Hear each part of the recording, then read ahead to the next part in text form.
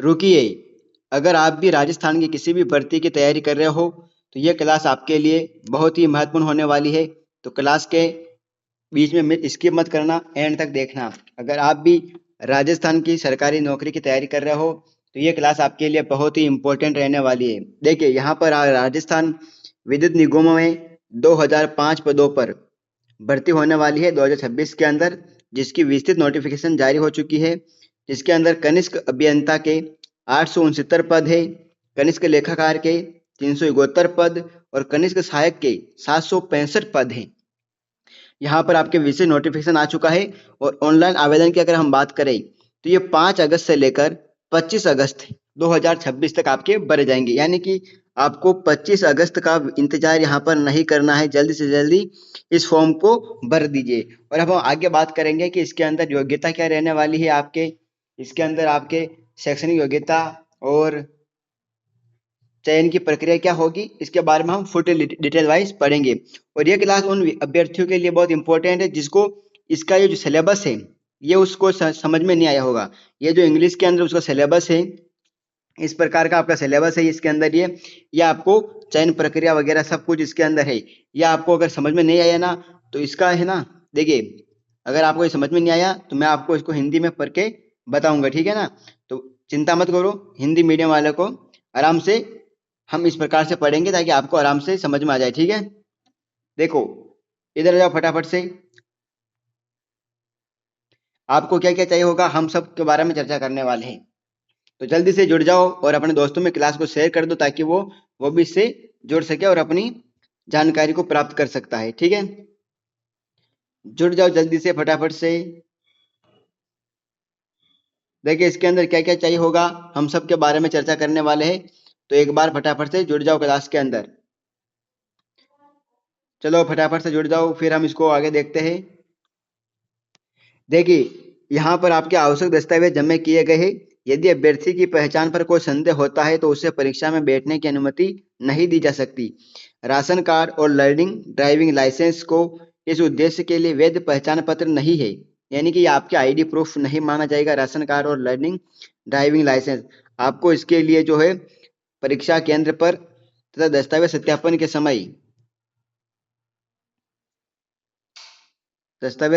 के समय document verification के समय कॉल लेटर के साथ मूल पहचान पत्र ले जाना होगा या उसकी एक फोटोकॉपी प्रस्तुत करनी होगी। इसके बिना उन्हें परीक्षा या दस्तावेज सत्यापन में भाग लेने की अनुमति नहीं दी जाएगी।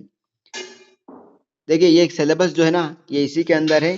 देखिए सबसे यहाँ पर जो लिखा हुआ है आप सभी के राशन कार्ड और learning driving licence not valid ID proof, यानी कि यह जो आईडी प्रूफ के रूप में नहीं मानी जाएगी। इसके अंदर आपको या तो आधार कार्ड ले जा सकते हो या फिर यहाँ पर आप जन्म, ठीक है, वो आपके पहचान पत्र ले जा सकते हो, ठीक है।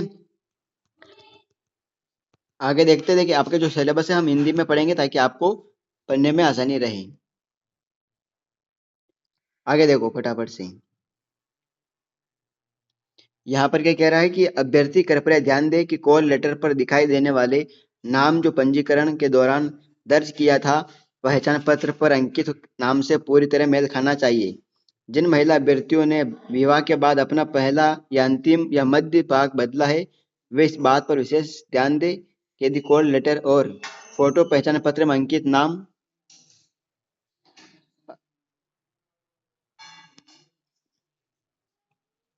नाम इसके अंदर जो आपके हैं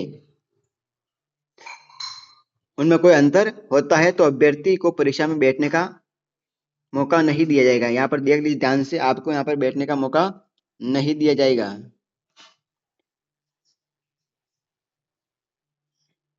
ठीक है।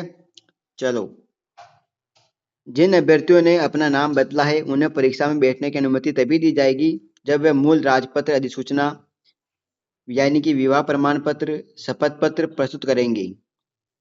इस चीज को आप आराम से देख लेना फटाफट से, है ना। ये आपके बहुत ही जरूरी दस्तावेज मांगे जा रहे हैं यहाँ पर, ठीक है। आगे देखते हैं इसी के अंदर आपको चयन प्रक्रिया और मेधावी सूची यानी कनिष्क लेखाकार पद के लिए आपको कंप्यूटर आधारित सामान्य लिखित प्रतियोगी परीक्षा ऑनलाइन माध्यम से आयोजित की जाएगी। प्रश्न पत्र में वस्तुनिष्ठ प्रकार के जो है आपके एमसीक्यू यानी कि इसकी कुल अवधि 2 घंटे की होगी। आपका जो एग्जाम होगा उसकी जो कुल अवधि होगी वो 2 घंटे की होगी और इसका विवरण नीचे दिया गया है। यहाँ पर जैसे कि आपका यहाँ पर है इंग्लिश के अंदर दिया गया है विवरण, यहाँ पर ये देखिए ये दिया है विवरण है इसके अंदर आपको, तो यहाँ पर इसी की बात हो रही, ठीक है। यहाँ पर आपका ये वेटेज दिया गया है 60%, ठीक है। इधर हमने इसका हिंदी में ट्रांसलेट कर दिया ताकि आपको आसानी से समझ में आ जाए। देखिए यहाँ पर जो है आपके दिया हुआ है भाग ए के अंदर 60% भारांश यानी कि आपका जो वेटेज है 60% का, जिसके अंदर इंग्लिश के अंदर आपको उधर दिया गया है सिलेबस के अंदर कॉर्पोरेट अकाउंटिंग यानी कि, ठीक है, हिंदी में इसको यही कहेंगे आयकर यानी इनकम टैक्स, कॉस्ट अकाउंटिंग यानी लागत लेखांकन, अंकेशन के सिद्धांत एवं व्यवहार, ठीक है। इसके अंदर आगे हम देखते हैं प्रबंधन लेखांकन, उन्नत लागत लेखांकन, यहाँ पर आपके देख सकते हो, यहाँ पर लेखांकन का कंप्यूटर अनुप्रयोग, कराधान कानून एवं व्यवहार, उन्नति वित्तीय लेखांकन, नोट ए के लिए परीक्षा का स्तर और पाठ्यक्रम स्नातक यानी ग्रेजुएशन डिग्री स्तर का होगा, जिसके अंदर आपके दिया गया इधर भाग बी, यहाँ पर देख सकते हो भाग बी जिसका वेटेज 40% होगा। तर्क शक्ति और मानसिक योग्यता यानी रीजनिंग और मेंटल एबिलिटी। गणित है इधर मैथमेटिक्स, जिसके अंदर सामान्य ज्ञान एवं दैनिक विज्ञान भी है। जीके एंड साइंस, सामान्य हिंदी, सामान्य अंग्रेजी, ये आपके रहने वाला है। प्रत्येक उपभाग के पाठ्यक्रम की एक संक्षिप्त रूपरेखा केवल अभ्यर्थियों के मार्गदर्शन के लिए। रीजनिंग, मेंटल एबिलिटी, विश्लेषणात्मक, तर्क शक्ति, यानी कि उधर आपको केवल इंग्लिश के अंदर ही सिलेबस दिया है, मैं टेलीग्राम पर शेयर कर दूंगा, जाके जुड़ जाना। एनालिटिक्स लिखा हुआ है वहां पर, केवल रीजनिंग और मेंटल लिखा हुआ एबिलिटी, ठीक है। मैंने इसको हिंदी में भी दिया है ताकि आपको समझ में आ सके कि कौन सा टॉपिक है इसके अंदर और कौन सा टॉपिक नहीं है। जैसे उधर दिया हुआ है, ठीक है, नंबर सीरीज, तो आपको समझना पड़ेगा कि संख्या श्रृंखला, लेटर सीरीज यानी अक्षर श्रृंखला, बेमेल को अलग करना यानी odd number out, coding decoding, ठीक है, ताकि आपको आराम समझ में आ जाए कि सर कौन कौन सा टॉपिक है। तो आकृति और दर्पण छवि, जहां पर लिखा है शेप्स और मिरर इमेज, यहाँ पर आपको मिलेगा घड़ी आदि, ठीक है। और मैथमेटिक्स जो है गणित आपके 10वीं स्तर की ही होगी। जनरल नॉलेज, एवरीडे साइंस यानी कि दैनिक विज्ञान में जो भी होगा वो होगा केवल। समसामयिक घटना यानी करंट अफेयर्स, जिसमें राजस्थान का करंट अफेयर्स, राष्ट्रीय और अंतर्राष्ट्रीय महत्व के जो हाल ही में चर्चा में रहे व्यक्ति, स्थान, खेलकूद, भारतीय इतिहास, नागरिक शास्त्र, भूगोल विज्ञान, राजनीति विज्ञान आदि राजस्थान के विशेष संदर्भ में, यानी कि राजस्थान का वेटेज ज्यादा है इसके अंदर। हिंदी जनरल की बात कर लूं, हिंदी व्याकरण की, तो उसके अंदर भाषा के 10वीं स्तर का ही पूछा जाएगा। जनरल इंग्लिश के अंदर हम बात करें वो भी 10वीं लेवल के स्तर की ही पूछी जाएगी। आगे बात करें कनिष्क सहायक या वाणिज्यिक सहायक सेकंड जूनियर असिस्टेंट के लिए पद के लिए जो आपको है प्रतियोगी परीक्षा 2 चरणों में आयोजित होगी। पहला चरण कंप्यूटर आधारित सीबीटी और दूसरा चरण टंकन परीक्षा होगी यानी कि टाइप राइटिंग टेस्ट होगी, ठीक है, जिसके अंदर आपके 2 चरण होंगे। चरण पहले में 2 स्तर में आयोजित होगी। स्तर 1 प्रारंभिक परीक्षा जिसे हम प्री एग्जाम कहते हैं और दूसरी होगी मुख्य परीक्षा जिसे हम मेन एग्जाम कहते हैं। स्तर 1 प्रारंभिक परीक्षा केवल अभ्यर्थियों की छंटनी के लिए होती है, आप सबको पता है इसके बारे में। तो और अंतिम चयन के लिए प्रारंभिक परीक्षा के अंकों का कोई भरोसा यानी कि भारांश नहीं जोड़ा जाएगा, ठीक है ना। जो प्री एग्जाम होगा उसका भारांश मेन एग्जाम के अंदर नहीं जोड़ा जाता है वो क्वालिफाइंग एग्जाम होता है। अंतिम चयन की बात करें तो चरण 1 की जो मुख्य परीक्षा होगी स्तर 2 में प्राप्त अंकों और चरण सेकंड यानी टाइपिंग टेस्ट जो होगा उसमें अंकों निगमों है ना, निगम की प्राथमिकता और रिक्तियों की उपलब्धता के आधार पर होगा। चरण 1 के अंदर होगा दोनों परीक्षाएं, जो प्रारंभिक व मुख्य परीक्षा होगी वो कंप्यूटर पर आधारित होगी सीबीटी और केवल वस्तुनिष्ठ प्रकार के प्रश्न एमसीक्यू वाली होगी, यानी कि आपके वस्तुनिष्ठ आप सब जानते हो वस्तुनिष्ठ के बारे में, एक बी सी डी अबसद है ना, उस हिसाब से। तीसरा है इसके अंदर कि अभ्यर्थियों के चयन की अंतिम जो मेरिट सूची बनेगी उसका तैयार करने के लिए चरण 1 के मुख्य परीक्षा के अंकों को 40% बारांश और चरण सेकंड जो टाइपिंग टेस्ट होगी उसका 60% बारांश दिया जाएगा। यानी कि टाइपिंग टेस्ट इसके लिए बहुत इंपॉर्टेंट है। अगर आपने एलडीसी की तैयारी की है और अगर आपका क्वालिफाइंग मार्क्स है और आप अगर टाइपिंग कर रहे हो तो बहुत ही मजे से करना टाइपिंग, क्योंकि इसके अंदर भी टाइपिंग की लगभग 60% बारांश है। प्रारंभिक परीक्षा में प्राप्त अंकों के आधार पर जो मेरिट सूची होगी उसमें से कुल रिक्तियों के लगभग 10 गुना अभ्यर्थियों को मुख्य परीक्षा में शामिल किया जाएगा। इसके अलावा कट ऑफ अंक के बराबर अंक पाने वाले सभी अभ्यर्थियों को भी मुख्य परीक्षा में प्रवेश दिया जाएगा। यदि किसी आरक्षित वर्ग की श्रेणी के पर्याप्त अभ्यर्थी सामान्य मानक के आधार पर उपलब्ध नहीं होते हैं तो शिथिल मानक लागू किया जाएगा।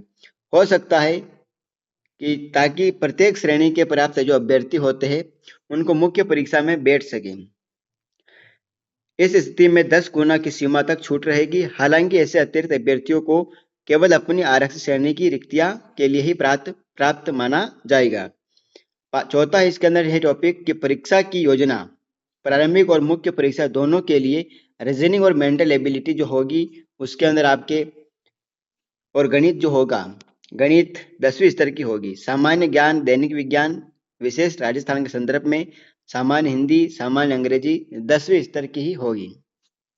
फेज 2 की अगर हम बात करें इसके अंदर तो टंकन परीक्षा होगी टाइपिंग राइटिंग टेस्ट, जिसमें दिव्यांगजनों जो पीडब्ल्यूबीडी का है को छोड़कर अन्य सभी अभ्यर्थियों के लिए कंप्यूटर पर हिंदी टाइपिंग जिसकी स्पीड होगी 10 मिनट में 25 अंक की होगी। ठीक है, 10 मिनट में होगी और 25 अंक का। दक्षता टेस्ट होगी यानी एफिशिएंसी टेस्ट जो 10 मिनट में 25 अंक की होगी। कंप्यूटर पर अंग्रेजी टाइपिंग जिसकी स्पीड की अगर हम बात कर ले इसके अंदर देखिए यहाँ पर आपके जो स्पीड की बात कर ले हम, कंप्यूटर पर अंग्रेजी की जो टाइपिंग होगी वो उसकी स्पीड जो होगी 10 मिनट में 25 अंक। दक्षता टेस्ट वह भी 10 मिनट में 25 अंक होगी। दिव्यांग अभ्यर्थी की हम बात करें तो चरण 1 की मुख्य परीक्षा में प्राप्त अंकों के औसत के आधार पर उसे अंक दिए जाएंगे। आगे बात करते हैं कि दिव्यांग जन से तात्पर्य उस व्यक्ति से है जो सीधी भर्ती के समय कानून लागू के अनुसार निगम के आरक्षण के लिए पात्र है। विकलांगता के प्रमाण पत्र अभ्यर्थियों को आवेदन करते समय मुख्य चिकित्सा एवं स्वास्थ्य अधिकारी के निम्न स्तर के अधिकारी द्वारा जारी प्रमाण पत्र जमा करना होगा। इसके बारे में आपको निर्देश बहुत ही पक्का याद रखना चाहिए। सामान्य नियम और निर्देश 3 से 14 तक आपको देखना है कि प्रश्न पत्र की भाषा सामान्य हिंदी और सामान्य अंग्रेजी अनुपात को छोड़कर सभी प्रश्न पत्र जो है द्विभाषी होंगे, यानी कि उसके अंदर हिंदी भी होगी और अंग्रेजी भी होगी। किसी भी भ्रम या संदिग्धता या मुद्रण त्रुटि की स्थिति में अंग्रेजी संस्करण को ही अंतिम मान्य माना जाएगा, यानी कि जो अंग्रेजी होगी उसी को ही सही माना जाएगा। अगर कोई विवाद पैदा हो जाए तो उसमें अंग्रेजी को ही प्राथमिकता दी जाएगी। साक्षात्कार की बात करें इंटरव्यू की तो इसमें कोई साक्षात्कार नहीं होगा, यानी कोई इंटरव्यू इसके अंदर नहीं होगा। ऋणात्मक अंकन यानी कि नेगेटिव मार्किंग इसके अंदर है। कनिष्ठ लेखाकार की बात करें जूनियर अकाउंटेंट के लिए प्रत्येक गलत उत्तर के लिए नेगेटिव मार्किंग होगी। कनिष्ठ सहायक या वाणिज्यिक सहायक सेकंड के लिए प्रारंभिक परीक्षा में कोई नेगेटिव मार्किंग नहीं होगी, यानी जो प्री होगा यानी कनिष्ठ सहायक जो होगा उसके प्रारंभिक परीक्षा में कोई नेगेटिव मार्किंग नहीं होगी। लेकिन देखिए यहाँ पर मुख्य परीक्षा में गलत उत्तर के लिए नेगेटिव मार्किंग होगी। न्यूनतम उत्तीर्ण अंक नियुक्ति के लिए पात्र होने हेतु अभ्यर्थियों को प्रत्येक भाग चरण में न्यूनतम उत्तीर्ण अंक प्राप्त करने होंगे। अनारक्षित वर्ग यानी कि जो है उसको श्रेणी में 30% अंक लेना होंगे।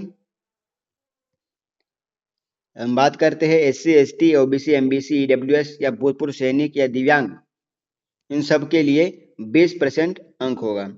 कनिष्ठ सहायक भर्ती पदों के लिए श्रेणीवार रिक्तियों में लगभग 3 से गुना अभ्यर्थियों को टाइपिंग टेस्ट के लिए बुलाया जाएगा। अंतिम अंक गणना परीक्षा के भाग A और B और यह चरण केवल मुख्य परीक्षा और चरण सेकंड से प्राप्त अंकों के योग को अंतिम मेधा सूची निर्धारित करने के लिए गिना जाएगा, यानी कि मेरिट सूची जो है इनसे बनेगी। ये आप सब जान ही चुके हो। उसके बारे में हम थोड़ा सा और जो इम्पोर्टेंट है आप सभी के लिए उनके बारे में हम थोड़ी चर्चा कर लेते हैं। नॉर्मलाइजेशन सब के बारे में चर्चा करेंगे। दस्तावेजों का सत्यापन की अगर हम बात करें यहाँ पर डॉक्यूमेंट वेरिफिकेशन, दस्तावेजों का सत्यापन। दस्तावेज सत्यापन के लिए प्रत्येक पद और प्रत्येक श्रेणी के तहत कुल रिक्तियों के लगभग 2 गुना अभ्यर्थियों को मेरिट सूची में क्रम में बुलाया जाएगा। ऐसे प्रत्येक अभ्यर्थी को निर्धारित तिथि तक समिति के समक्ष अपने मूल दस्तावेजों का और उनका स्व प्रमाणित फोटोकॉपी लेकर उपस्थित होना होगा। 2 सेट एक साथ में चाहिए होंगे वहां पर, आपको 2 सेट लेकर आने हैं, उपस्थित होना अनिवार्य है। ठीक है, हम आगे देख लेते हैं इसके अंदर थोड़ा और देखिए। ठीक है, यह आपका जो सिलेबस था, अभी मैंने आपको जो बताया सिलेबस वो बिल्कुल यही था। अभी जो मैंने आपको सिलेबस बताया है वो यही था। ठीक है सर, कौन सा सिलेबस था? ये सिलेबस था, ये 60% weightage corporator accounting, income tax, cost accounting. ठीक है, 40% weightage reasoning, mental ability, mathematics, general knowledge, every science, Hindi general, Hindi अंग्रेजी जनरल, रीजनिंग और मेंटल एबिलिटी के अंदर ये एनालिटिकल रीजनिंग, नंबर सीरीज यानी कि श्रृंखला मैंने आपको बताया था, लेटर सीरीज यानी कि अक्सर ऑड निमेंट आउट है ना, ये सब ऑड नंबर। मैथमेटिक्स के अंदर 10 लेवल वाली होगी, हिंदी, अंग्रेजी। ठीक है, ये सभी जो मैंने आपको अभी बताया था हिंदी के अंदर मैंने आपको बताया ताकि आपको आसानी से समझ में आ जाए। यहाँ पर फेज 1 दिया हुआ है, फेज सेकंड है ना, इसको आपको समझना है बहुत ही अच्छे से। ठीक है, चलो आगे बात करें। चलो, यहाँ पर हमने देखा था फेज 1 के बारे में, प्री एग्जाम जो होगा उसके अंदर mathematics, reasoning, general knowledge, English, Hindi, ये सब आपको सिलेबस हमारे टेलीग्राम चैनल पर मिल जाएगा। यहाँ पर जो आपकी टाइपिंग टेस्ट के बारे में मैंने कहा था, राइटिंग हिंदी के अंदर था, ड्यूरेशन जिसका 10 मिनट में 25 मार्क्स, और एफिशिएंसी टेस्ट यानी दक्षता टेस्ट के लिए 10 मिनट में 25 मार्क्स। वही इंग्लिश के अंदर भी वही बात है, 10 मिनट में 25 अंक और 10 मिनट में 25, यानी एफिशिएंसी टेस्ट और स्पीड टेस्ट के बारे में। पीडब्ल्यूडी यानी कि जो विकलांग है उनके लिए अलग से 10 थोड़ी बहुत छूट है। यूआर कैटेगरी के लिए 30% है और एससी एसटी ओबीसी के लिए 20%। अभी मैंने आपको यही तो बताया है ना, तो बहुत ही शानदार क्लास हमारी रही है। और ऐसे ही जानकारी और पाने के लिए हमारे चैनल कमसा अकेडमी को आप सब्सक्राइब कर लो, ताकि ऐसे कोई भी और भी जानकारी नई वैकेंसी के बारे में आपको यहाँ पर आएगी तो पूरी हमारे यहाँ पर आपको जानकारी मिलती रहेगी। ठीक है, चलो, धन्यवाद।